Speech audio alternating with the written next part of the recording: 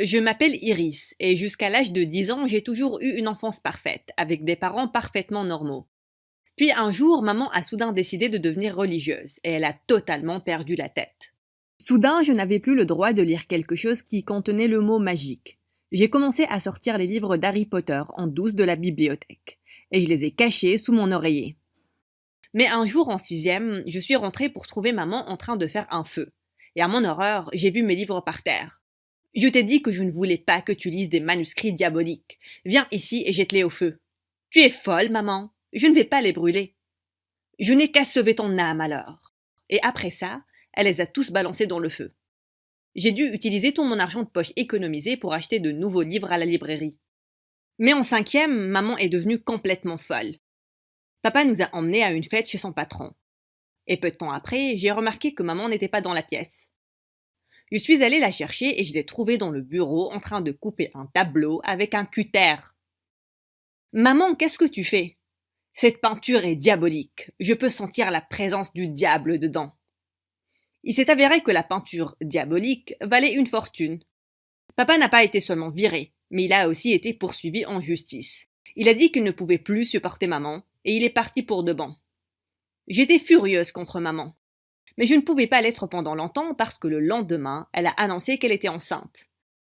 Papa était injoignable. J'étais donc tout ce qu'elle avait maintenant. Et 8 mois après, c'était moi qui appelais les urgences quand elle a perdu les os. À l'hôpital, maman a piqué une crise parce qu'il n'y avait aucun docteur femme disponible. Hors de question qu'un médecin homme me touche. J'ai fait un serment à Dieu. Apportez-moi une femme, sinon je vais garder ce bébé à l'intérieur de moi. C'est là qu'un beau jeune médecin est entré. Et maman a crié « Je vais le prendre !» Elle m'a forcé à lui mettre du rouge à lèvres avant que je ne sois mise dehors. Maman se comportait bizarrement. Maman a donné naissance à un bébé-fille et je suis immédiatement tombée amoureuse d'elle. Elle est belle, n'est-ce pas? Oui, c'est un ange. Oh, tu parles du bébé. Eh bien, elle ressemble à une pomme de terre cuite. Maman était occupée avec ses réunions à l'église et je suis devenue la baby-sitter de Maddy après les cours. Mais je l'adorais et ça ne me dérangeait pas du tout. Une nuit, alors que je la mettais au lit, Maddy a dit somnolente « Peux-tu me raconter une histoire de fantômes et de sorcières qui volent sur des balais ?»« Chut! Où as-tu appris ça, Maddy ? J'ai vu un dessin animé à la télé. C'est très rigolo. Je souhaiterais pouvoir voler. J'adore les trucs magiques. » Et après ça, elle s'est endormie. Mais je n'ai pas arrêté de penser à ce qu'elle a dit. J'aimais lire les livres d'Harry Potter en étant enfant. Seuls les fous ne faisaient pas pareil. Je me suis assise et je commençais à écrire une histoire que j'avais en tête depuis toujours. Le premier jour au lycée, un garçon mignon est venu et s'est assis à côté de moi durant la pause. « Je suis Laurie. Tu veux voir un truc vraiment cool ?» Et puis il a commencé à agiter ses oreilles. Durant l'heure qui a suivi, il n'a pas arrêté de parler de comment il donnait des leçons de mouvements d'oreilles sur sa chaîne YouTube. Apprendre des talents inutiles. Et juste comme ça, je me suis fait un nouvel ami. Il a commencé à venir chez moi pour jouer aux jeux vidéo, quand maman n'était pas à la maison.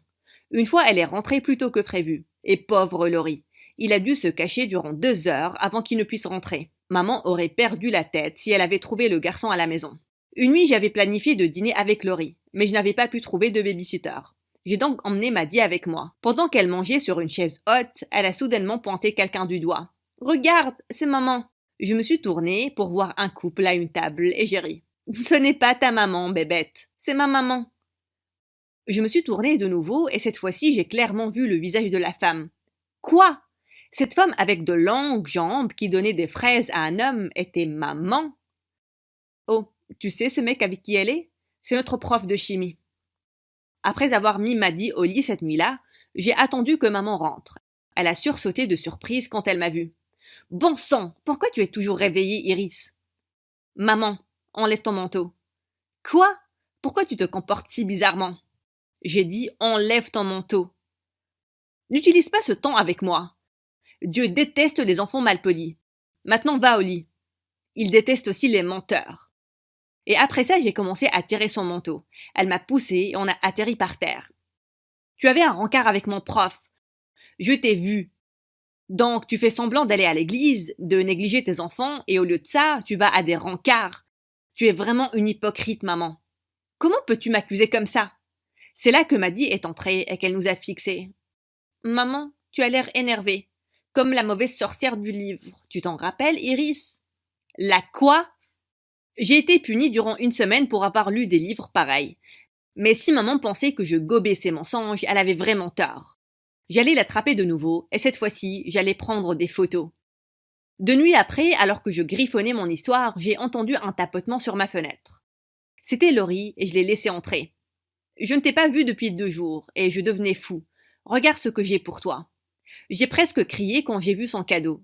C'était un cerveau dans un bocal, avec une inscription « Tu as été dans ma tête ». Laurie, qu'est-ce que tu veux dire? Je veux dire, je pense que je suis amoureux de toi, Iris. Et puis il m'a embrassée. Laurie, je pensais qu'on était uniquement amis. Je n'avais aucune idée que tu ressentais ça.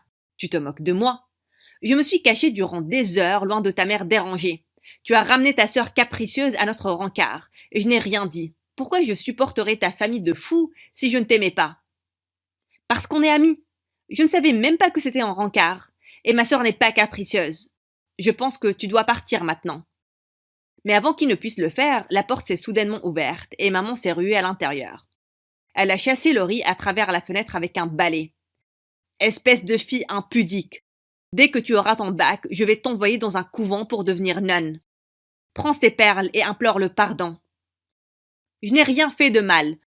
Donc, non merci. S'il te plaît, sors de ma chambre, maman. Quelle nuit de folie! Je me sentais mal à cause de la manière dont ça s'est fini avec Laurie. Donc, quand je suis revenue au lycée, je l'ai cherché partout. Je l'ai finalement trouvé à la cafette avec une fille sur les genoux. Il y avait un groupe de personnes autour d'eux et ils regardaient tous quelque chose sur leur téléphone. Laurie, on peut parler? Non, tu ne peux pas lui parler, espèce de sorcière. Mais il vient juste de nous dire que la femme dans la vidéo était ta mère. J'ai regardé le téléphone, horrifiée. C'était une vidéo de maman et du prof de chimie, et une femme qui les attaquait en criant « Tu as volé mon mari, et tu es vraiment un infidèle ». Quelques élèves ont vu cette scène de fou au restaurant hier, et ils l'ont filmée. Mon Dieu, ça doit être tellement gênant d'avoir une mère comme ça. Oui, regarde ce que ta mère fait, et tu n'as même pas le droit d'avoir un petit copain. Je suis tellement heureux d'avoir retrouvé mes esprits. Et maintenant, je suis avec ma future épouse. Et les deux se sont embrassés bruyamment. Je leur ai jeté mon verre de jus au visage. Tu es juste avec cette fille parce que je t'ai rejeté, espèce de raté. Et je suis heureuse que tu sois sortie de ma vie, parce que tu es un horrible ami. Et après ça, je suis partie en furie. Et comme si les choses ne se passaient pas assez mal, le prof de chimie a éclaté en sanglots durant le cours. Et il s'est mis à genoux. Iris, s'il te plaît, est-ce que je peux venir habiter avec toi et ta mère? Ma femme m'a mis à la porte, et je suis sans abri. Je ferai tous tes devoirs, je te le promets. Maman ruinait ma vie. Quand je suis rentrée ce jour-là pour la confronter, je l'ai trouvée dans son bureau. Tu peux m'expliquer ce qui est arrivé durant ton rencard hier, maman? Elle s'est tournée et en l'air à moitié folle. Je suis ta mère et je ne te dois aucune explication. Mais tu peux m'expliquer pourquoi tu écris ces bêtises sous mon toit? À mon horreur, j'ai vu une pile de papier déchirée sur la table derrière elle. Maman! Tu viens de déchirer ma nouvelle? J'ai travaillé dessus durant 2 ans. Je n'ai aucune autre copie. Je vais t'envoyer dans un internat catholique. Je me lave les mains de toi. Pareil pour moi, maman. Mon Dieu, tu es folle. Je suis heureuse de m'éloigner de toi. Mais il était hors de question que j'aille dans un internat catholique. Je devais m'enfuir d'ici et j'allais emmener Maddy avec moi. Une nuit, quand maman n'était pas à la maison, je suis entrée en douce dans sa chambre et j'ai commencé à chercher de l'argent dans ses placards. Soudain, je suis tombée sur un papier sous ses vêtements. Et quand je l'ai lu, j'étais choquée. C'était le certificat de naissance de Maddy, et le nom de son père n'était pas celui de mon père. Oh mon Dieu, mon père n'était pas celui de Maddy? J'ai décalé mes plans de fuite et j'ai décidé de chercher le père de Maddy. Je l'ai cherché en ligne et il s'est avéré être un homme d'affaires milliardaire. J'ai pris rendez-vous avec sa secrétaire, faisant semblant d'être une journaliste qui voulait écrire un article sur lui. Le père de Maddy m'a accueilli dans son bureau. Mais son sourire a disparu quand je lui ai balancé la bombe. Je lui ai montré une photo de maman et le certificat de naissance de Maddy. Il avait l'air d'avoir une crise cardiaque. Cette femme, ta mère, elle travaillait pour moi en tant que secrétaire. Il y a longtemps, mais elle a simplement disparu. Je n'avais aucune idée qu'elle était mariée ou qu'elle avait un enfant. Il a demandé s'il pouvait rencontrer Maddy et je l'ai invité chez nous. Quand il est venu le lendemain soir, ses yeux se sont remplis de larmes quand il l'a vu. Maddy, ce gentil homme est ton père. Va lui dire bonjour, ma chérie. Elle s'est assise à côté de lui et il lui a donné quelques cadeaux qu'il a amenés avec lui. C'est là que maman est entrée. Et quand elle l'a vu, elle est devenue pâle. Qu'est-ce que tu fais ici? Je l'ai retrouvé, maman. Maddy mérite de connaître son père et il méritait de la connaître aussi. Mais tu n'en as rien à faire de personne, n'est-ce pas? Le père de Maddy s'est levé. Tu l'as éloigné de moi pendant tout ce temps, mais maintenant, je veux que ma fille vienne vivre avec moi. Je n'étais pas un homme très riche quand on s'est rencontrés, mais je suis un milliardaire maintenant. Je peux lui donner une incroyable vie. Un milliardaire? Oh mon chéri, je suis célibataire et je vais. Que Maddy, s'il te plaît. Maman a accepté de laisser Maddy partir avec son père contre une allocation mensuelle. Ça me brisait le cœur à l'intérieur que Maddy parte, mais j'étais très heureuse pour elle. Je me suis accroupie à côté d'elle. Tu vas aller vivre avec ton père maintenant, mais je viendrai te voir chaque semaine. Non, tu viens avec moi. Le père de Maddy était plus qu'heureux de m'emmener moi aussi. J'étais sur les nuages. Alors qu'on partait, je me suis tournée vers maman. Tu n'as été une bonne mère pour aucune de nous deux, mais je veux que tu saches que je te pardonne. Oh, une question avant de partir. Est-ce que mon père est mon vrai père? Elle m'a regardé droit dans les yeux. Avec un ton froid, elle a chuchoté. Non. Je l'ai attaqué. Espèce de femme dérangée. Le père de Maddy m'a emmené. Et à lui, j'ai dit emmène-moi loin. Maintenant, Maddy et moi vivons notre meilleure vie. J'ai aussi commencé à réécrire ma nouvelle de zombie. Et je suis sûre que ça va être un best-seller un jour.